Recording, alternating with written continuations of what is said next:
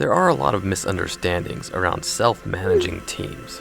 It's actually very simple. In a basic low-speed four-way intersection, the goal is to get as many vehicles through the intersection as possible. First, you might try placing something in the system like a police officer or a stoplight.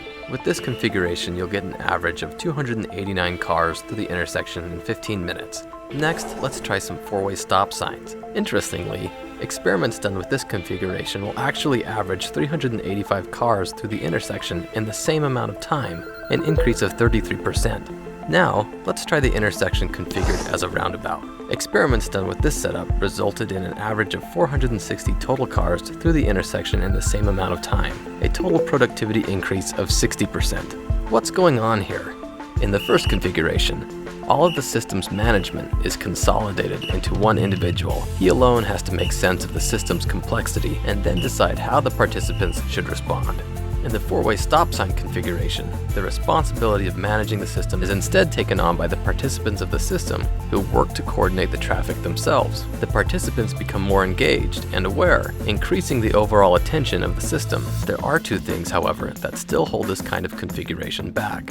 One is the stop sign rule system, which actually functions as an external source of management by requiring every vehicle to come to a complete stop before they cross the intersection, including in situations where the stop technically isn't necessary. The second is the design of the intersection. Participants have to be aware of possible collisions that could come from three directions, and when the collisions do occur, they have the potential to be extremely damaging. All of these aspects are alleviated in a roundabout. All of the system management is done by the participants. Each driver enters the roundabout at an appropriate speed based on their own experience and judgment. The design of the intersection also works to make it easier and less risky for the participants to coordinate with each other. Potential collisions can only come in one direction at low speeds, making the risk easier to understand and less damaging if it does occur.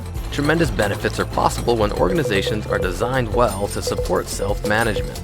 These organizations have proven to be more productive, more efficient, and more engaged. In the past, we only had to train one person on how to understand and manage the system. But to succeed today, we are challenged with the need to help every member of our team to understand those same principles, and to do so in a way that will be consistent across our entire organization.